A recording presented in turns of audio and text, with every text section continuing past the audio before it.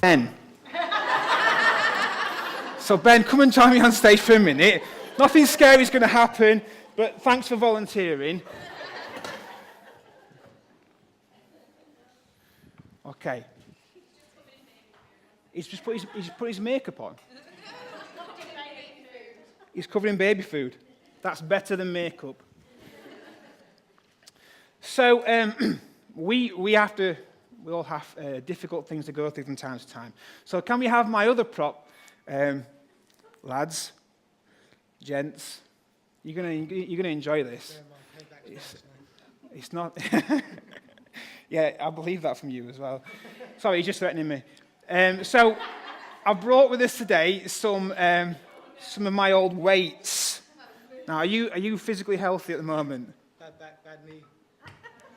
We can pray for you. Do you believe in the power of prayer? God can get you through this. So, just pick it up and see how much. I don't know. I think it's a reasonable way. Okay, and you okay to do some like kind of? Look at that, easy. Okay. Okay. So, how many of those you reckon that you could do? 5. Right. 5. Okay. Show us 5. Oh my word. 3. Okay, great. Okay, you can put it down now for a minute. Okay. Now I could add more weight to that. Sorry, let me rephrase that. I'm going to add more weight to that. So can we bring out the second lot of props? That'd be really good. Okay, you ready for this, Ben?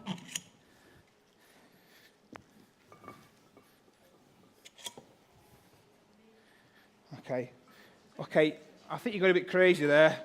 It's a bit much. Where's the bag? There's a bag. There's a bag. I don't think we'll test Ben that much. He's got what? Is he not decorating or something, is he? Okay, so I'm not done yet. Okay, so Ben, let me make sure they're even. Yeah. Okay, Ben, give that a go. Can you feel the difference? Okay, give us a few reps.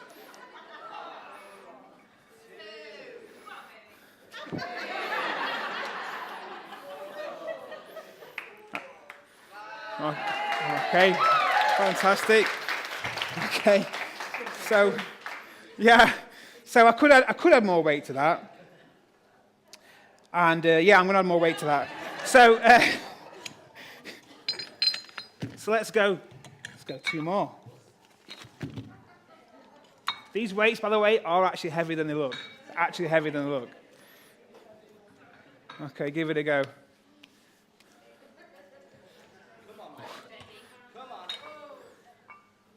Come on. Come on.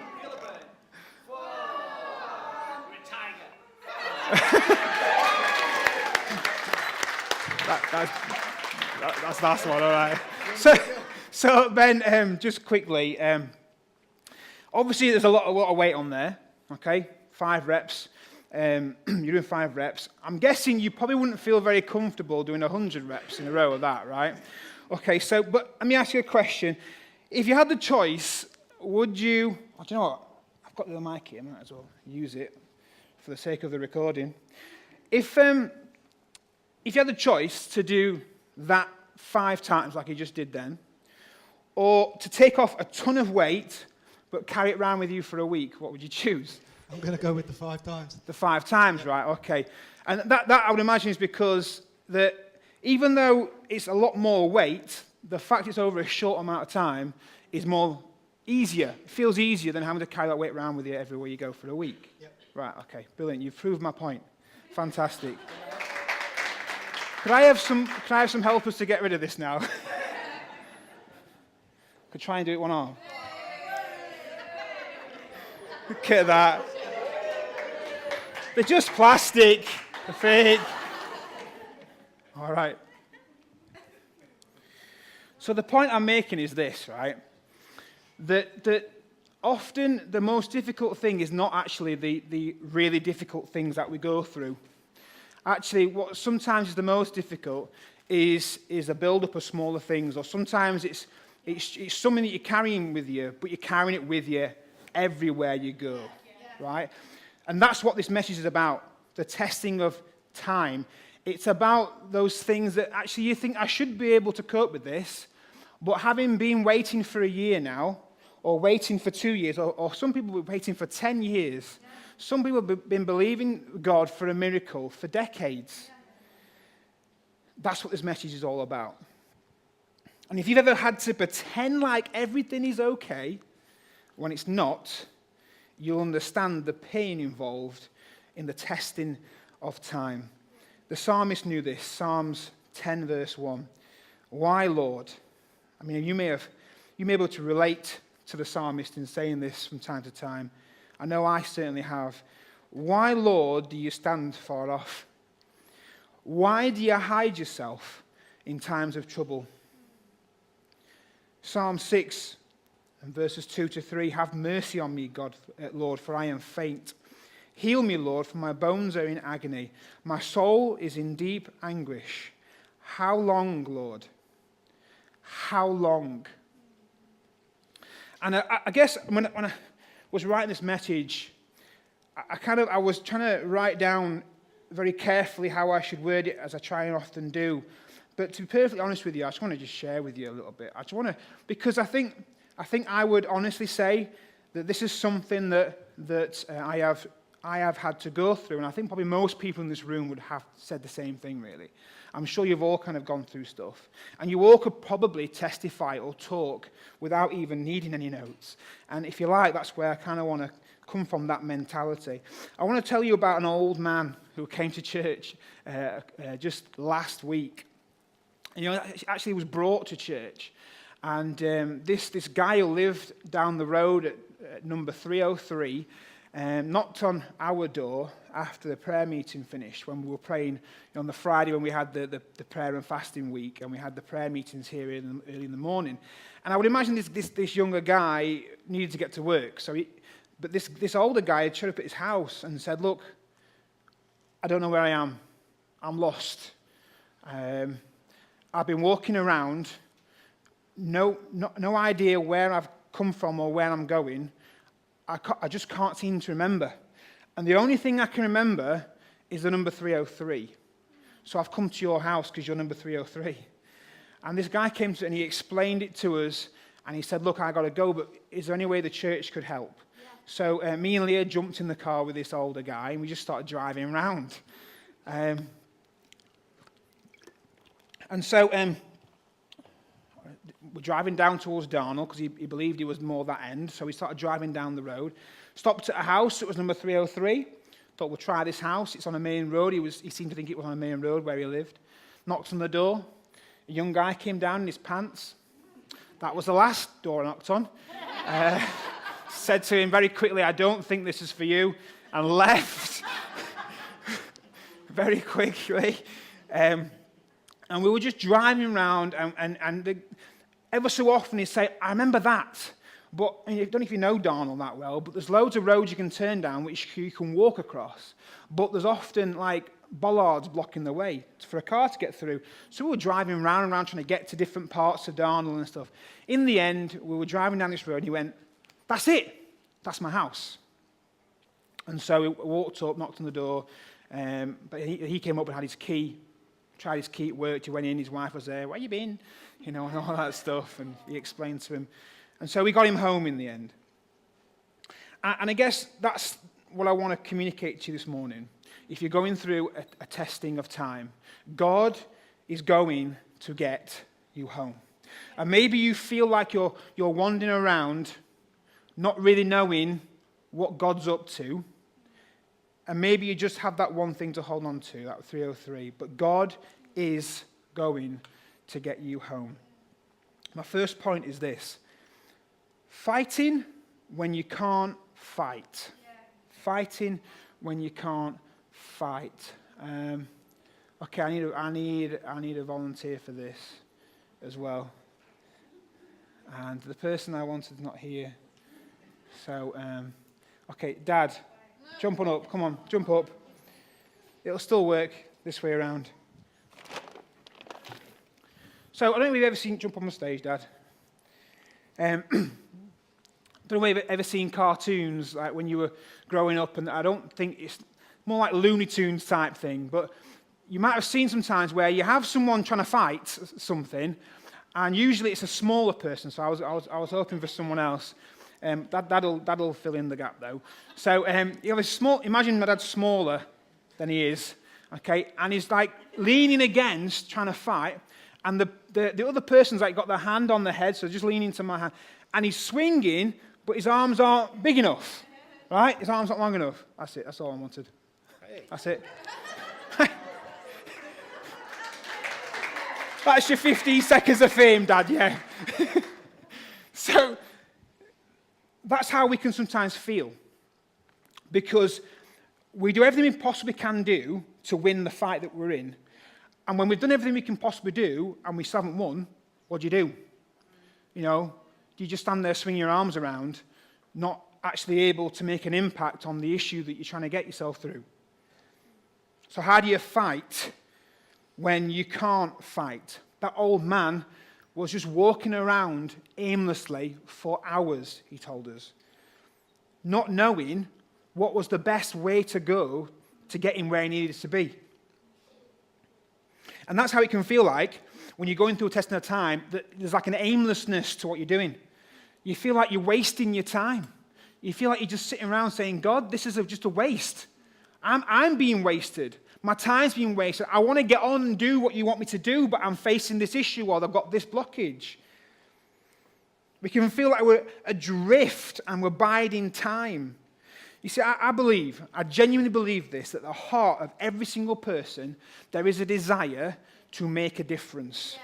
I believe that every single one of you, especially the people in this room, but I would even go wider, you all care. You all want to see something done. You want to see the kingdom of God grown. You want to see people's lives changed. You want to see broken people healed. You want to see people who have medical issues healed and restored. You want to see people who have gone through hard and abusive times be restored back into relationship. You want to see all that. I know you do. I know. Yeah. But the frustration can be, you want all that, but then you just, for some reason, you just can't get past this fight. It's incredibly frustrating when you have all the desire, but you don't have the ability. You can't, you just, for whatever reason. It's frustrating and disheartening. And you feel like you're adrift at the mercy of external forces that you can't control. But I want to remind you, how can you expect God to move if you aren't prepared to? Yeah. Now, we believe that it's first the natural, then the spiritual. You move, and then God moves. So how do you fight when you can't fight? Aimlessness brings about a hopelessness to it. But I wanted to tell you today that on the other side of hopelessness, there is peace. Philippians 4 verse 7 says that, and the peace of God, which passes all understanding. Now you see, I read that this week. You see, the peace of God that passes all understanding has to pass through all understanding. So God has to put you, and has to allow you to be in a hopeless place in order for you to pass through all the understanding to be able to get you to the point where you can be at peace. Whatever you're holding on to a hope that is reliant on something other than God, he won't move. But the moment you decide to trust him fully, when you decide it can only happen with a miracle, that's when he moves. 1 Corinthians 10 verse 13 says, no temptation has overtaken you except what is common to man, and God is faithful. He will not let you be tempted beyond what you can bear. But when you are tempted, he will also provide a way out so you can endure it. I've read that loads of times. Got on my high horse about how people misquote it, even misquoted myself at times, thinking to myself, God won't give me in life more than I can bear. But actually it's talking about being tempted. And so I've written that off, that idea. For years I've written it off. I've even heard preachers use it and it's been used in meetings and thinking, yeah, but you're misreading it, you're misquoting it. It's talking about temptations, not about trials and tests. It's talking about temptations. But then I read recently Hebrews 3 verse 12. It says, see to it, brothers and sisters, that none of you has a sinful, unbelieving heart and turns away from the living God. You see, the temptation in the time of testing of time, get it right, Luke, is the temptation is that we choose to not believe anymore. And that in itself is a sin. The Bible says you can't please God without faith. So he won't provide you, he won't allow anything to happen to you that will bring you to the point where you say, God, I can't believe anymore. He will always make sure that whatever comes your way is something you can have faith for. So keep fighting.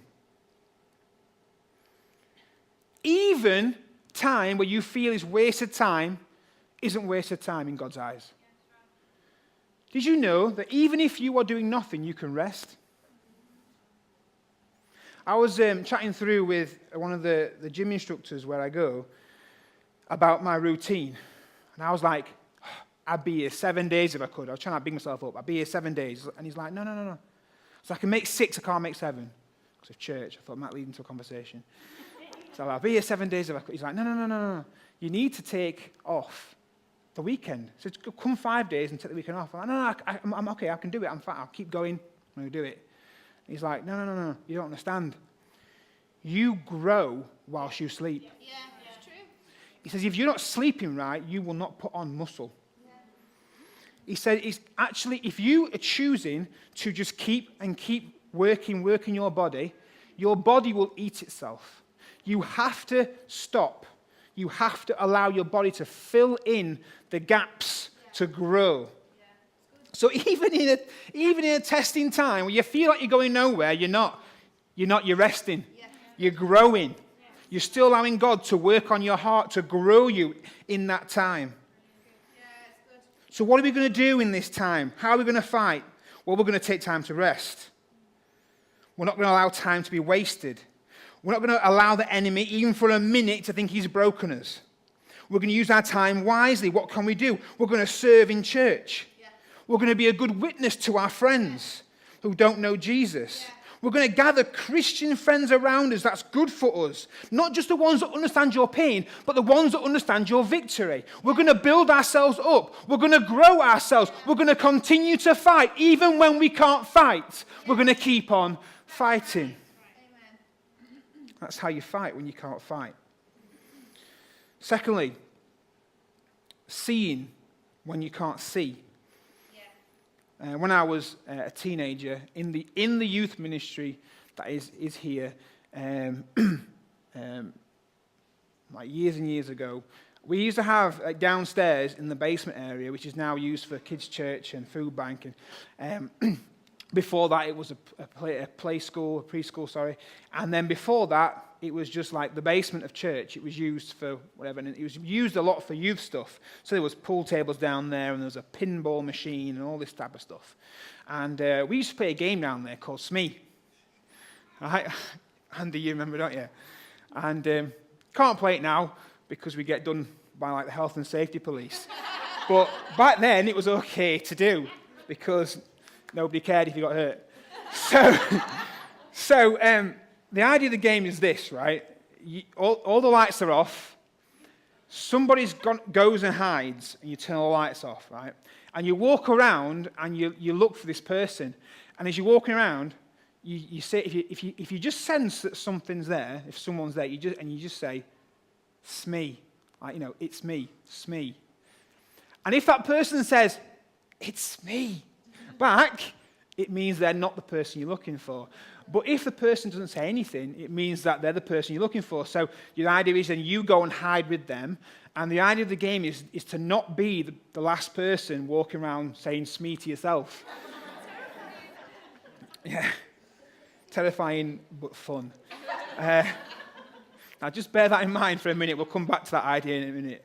Mark 4, verse 27 says, "Day and night, whether he sleeps or gets up, the seed sprouts and grows, though he does not know how. I was listening to another preacher talk about this verse, and one of the things he said struck me. He says that the seed has to go down into the ground where it's dark. My kids, over the years, I've brought back many plant pots from schools and other places, and they bring this plant pot full of soil back, and you're like, that's nice, and they say, but something's going to grow out of it. We planted something, it's going to grow. And, every day they'll come and check, and they'll get frustrated after a while because they see nothing. Yeah. There's nothing there. And they'll keep watering it, or as what usually happens in our house, one of them forgets to water it, and then they get upset then because they haven't put the time and effort in. The rest of them have. And eventually, one day, that plant will start to grow. But the seed itself has to go into the ground where it's dark. But just because it's in the ground where it's dark doesn't mean it's not growing. Yeah. It's growing all the time down there in the dark. And it takes more faith to grow in the dark. Yeah, it's good. Yeah. In the dark is where you learn what you really believe. Yeah. Yeah. Not what you believe when Luke's ranting at the front at the beginning of the meeting. Not what you believe when you're praying a prayer in a prayer meeting and everyone's listening. Like what you really believe. Yeah, it's good. God shows you. God uses the testing of time to show you what you really believe. What do you see when you don't see? Can you still see that dream? Can you still see that healing? Can you still see that provision even when you can't see it? Hebrews 6 verse 19 says that we have this hope, and it is an anchor for the soul. The great thing, and also probably the most difficult, one of the things that can easily trip us up, is that we get to choose our anchors. So what truth do you cling to? What can you see? But be careful, because what you anchor yourself to will determine where you end up after the storm is finished. The old man that came to church held on to one truth, and that's that he lived at 303, and it got him home. Sometimes you have absolutely no idea how you got to where you are, but if you can just cling to that one thing you know to be true.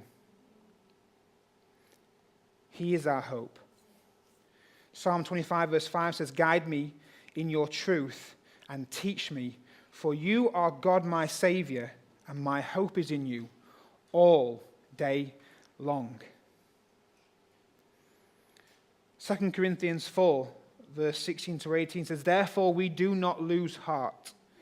Though outwardly we are wasting away, yet inwardly we are being renewed day by day. For our light and momentary troubles are achieving for us an eternal glory that far outweighs them all. So we fix our eyes not on what is seen, but what is unseen. Since what is seen is temporary, but what is unseen is eternal." I want to fix my eyes on something that gets me that eternal glory. I want to fix my eyes on something that may not necessarily be true. I may not be able to see it, but it's truth. I can't see it, but I can see it. So what are we going to do? We're going to believe that I might not be able to see it, but I see it. I might not be able to feel it, but I'll do it. I might not be able to think it, but I'll confess it. Because no matter what I see, my God reigns. And I will overcome by the blood of the Lamb and by the word of my testimony. So we're going to answer like we're going to worship like we already have the answer. We're going to lift up Jesus' name. Do you know what I thought about this week? The lower you get, the harder it is to push up. Right? So when we're taken down low, it means we need to push all that harder in worship. We need to push hard to lift up the name of Jesus. We're going to give thanks like he's already provided. And when the devil comes to whisper in your ear, saying, it's not there, it's never going to happen, where's your answer? You can't see it. You're going to turn around to him and say, it's me. I see it. I can't see it, but I know it's there. Yeah, yeah. It's good. My last point, and this is where the real pain starts. Staying when you want to leave.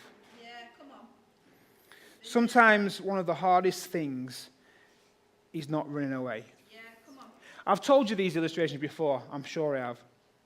But I'll tell them again because it fits really well with what I'm trying to say to you. When I was a teenager, I used to often go riding around on my bike with my brother and with a couple of friends of ours. I remember a couple of different occasions where we had the opportunity to stay or to run. One of which, we decided to ride down this hill as fast as we could. We went down this hill, turned on this corner, and went straight into this cul-de-sac, unknowing what was there at the time. And as we came into the cul-de-sac, quickly realized that there was a large group of other teenage boys there. 15 to 20 of them. Sure, they're really nice people. Well, no, they weren't really nice people at all. And as regularly happens with teenagers, if you're not part of their school, then you're the enemy. And we didn't go to the same school as them. And so very quickly realized that it was becoming a bit serious when we turned around and we could see boys coming around behind us, so we couldn't escape this cul-de-sac. And so someone, probably me, shouted, "Run." And we turned around on our bikes and we legged it, escaped through the gap before they could close it behind us, and pedaled like crazy back up this hill. When we get to the top, we're out of breath, thinking, "Woo!" No one's followed us, so we're thinking, "Woo, can't believe it." That was exciting. Until we realized that there was only 3 of us, not 4. And this friend of mine's brother had not followed us. And no word of a lie, what followed in the next couple of minutes was a discussion, an argument, about whether or not we should go back down and rescue this guy's brother. And by rescue, I mean just go down there and stand there and not knowing what's going to happen, massively outnumbered, but just thinking, well, we just can't walk away. And his own brother was saying, "It's his own fault. Leave him. He should have followed us when we said run." And I was like, you know what? Can't do it. We can't. We've got to stay. We've got to help. I said, well, I don't know what we're going to do. As we're having this discussion, the bottom of the hill, there's this young lad who was not the fittest of boys, shall we say. He was a chunky monkey. And he was cycling, pedaling like mad, sweat coming down his face, and like 20 boys behind him running up the hill towards us. And then we were like, okay, phew, saved by the bell. And we legged it, and he joined us, and we got home, and it was all okay.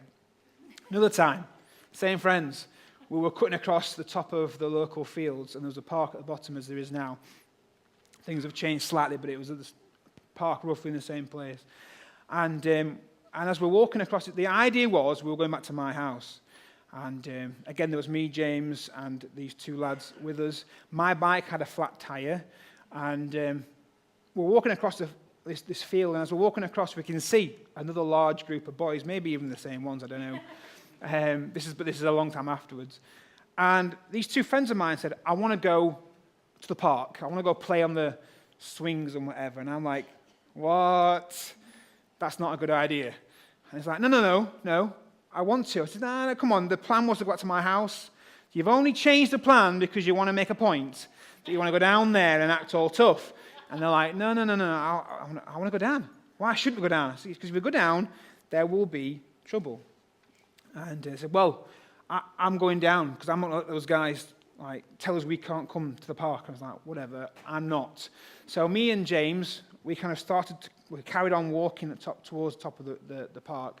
And but very quickly it became apparent that there was going to be an issue. And as we looked down, we could see these 2 friends of ours, and they're being pushed about with these lads, and they're trying to start this fight. And so I turned to James. I said, look, knowing full well that if there was a problem, I can't get away on my bike because it's got a flat tire. I said, James, just look after the bikes. I don't know what I'm going to do, but I'm going to walk down and see, I don't know what I'm going to say or what's going to happen, but we can't leave them like this. So I started walking down the hill, and I walked down confidently. I stuck out what little chest I had at the time, But just walked and didn't rush. Just thought, I'll be confident, walk down. I got down to the park and just came to where these lads were, and it all went quiet. And I stood there and waited for something to happen. Nothing happened. And so I just turned to my friends and I went, get your stuff, we'll go in. They went, okay. And then he grabbed the bikes and we started walking back up the hill, like fast walking. I said to my friends, what happened? Did God provide a miracle? It's amazing. And my friend turned to him and said, no, I told him you were a psychopath and you carry a knife. I was like, what? Really? And we turned around and obviously they realised that they'd been had and they were running up the hill afterwards. So we legged it and grabbed my bike and pushed my bike when we got back to my mum and dad's house before getting hurt. But obviously the point I'm making is sometimes it's harder to stay. Nehemiah chapter 6, one of my favourite Bible verses. When Nehemiah is facing opposition from people trying to stop him from doing what God's called him to do. Right, he's there rebuilding the walls in Jerusalem. And he gets a message saying that, and this is a message like after a bunch of other stuff's happened. This message says, these men are going to come and kill you. And this is what Nehemiah says. Should a man like me run away? I want to encourage you. Don't run. Stay. The time of testing can change you for the better or for worse.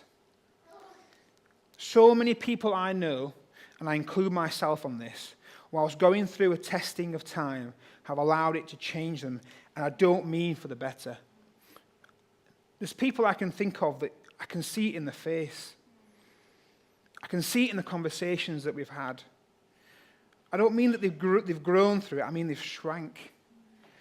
Hebrews 10 verse 39 says, but we do not belong to those who shrink back and are destroyed, but to those who have faith and are saved. And bitterness is a shrinking of you. It's a withdrawing into yourself. It's a poison that you willingly ingest because you think it's truth. It's disgusting. It takes a clean, pure version of you and it drags it through the mud. And I'm ashamed to say that at times I have battled with it. The lie of bitterness is that life won't change because of fill in the blank, whatever that blank is for you. Maybe it's a person for you. Maybe it's a lack of finances for you. Maybe it's your boss. Maybe it's the thing that you're wanting God to heal you from. I can't fulfill God's plan for my life because of this injury, because of this illness. Whatever it may be, you fill in the blank. But the problem is, whatever you fill in that blank with, it becomes an object of power, of hatred. It becomes a god to you. You know, I was thinking about the Ten Commandments recently and reading over my life, as I've been reading the Ten Commandments, often I said to God, you know what, God? You don't really need to leave in that section about do not worship other gods. Don't have idols. You know, God, Christians, we don't have other gods. We have other idols. We don't put other things before you. But I thought God said to me recently, whatever you give more power, whatever you believe has more power than God, it's an idol. It's a god. You're saying that God can't change your boss's mind. You're saying that your creator can't heal you. You're saying that the God who owns a cattle on 1,000 hills, as we say, can't provide for your need. You're saying that whatever else in your life that's the problem has more power than that God.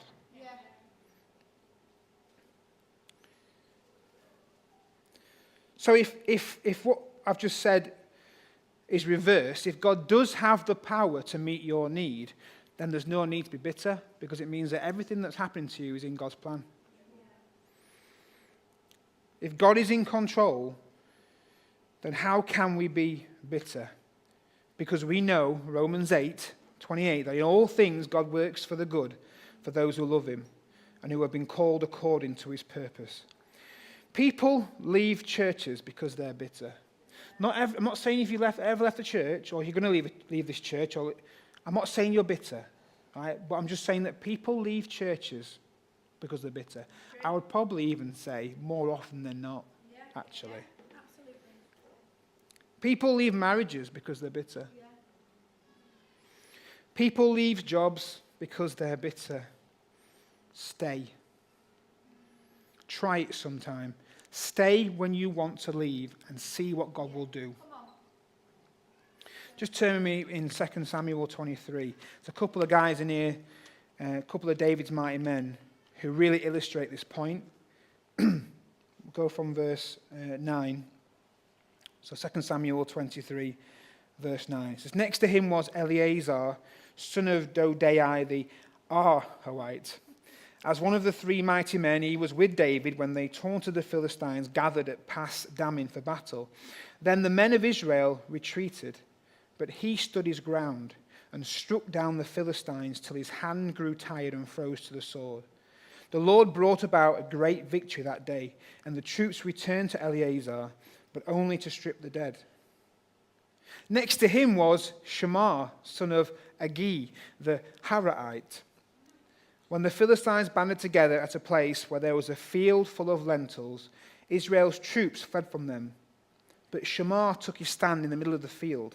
He defended it and struck the Philistines down, and the Lord brought about a great victory. The youth ministry has been supporting an event in the city called Shine Live. I've mentioned it before to you, I'm sure. Well, I know I have. And the last time we went, it was a message, and this guy Shammah was talked about.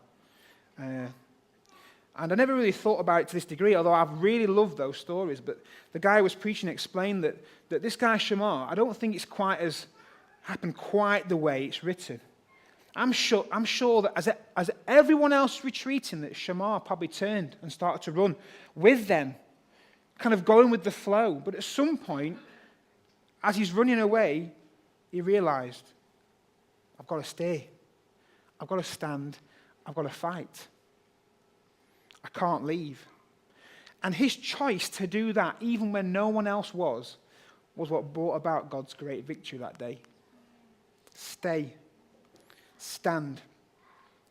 I was thinking about Naaman this week as well. For those of you who don't know, Naaman was a guy who came to the prophet Elisha with leprosy. And Elisha said to him, go and bathe in the river Jordan 7 times. And initially he was like, the Jordan's minging. The Jordan's awful. It's dirty. I don't want to do that. But he was convinced to go and do it. And so he bathed himself 7 times. And the leprosy was gone. But I got to thinking, what if Naaman had stopped at 6? What if Naaman had stopped at 1, 2, 3, 4, 5? What if he just stopped just before 7? Yeah. Okay, now flip it back to yourself. What if you're stopping at 6? What if God's got a great thing planned for you, but you're at 6 and you just need to keep going? The devil only needs to stop you once. That's right. Don't stop at 6. Keep going.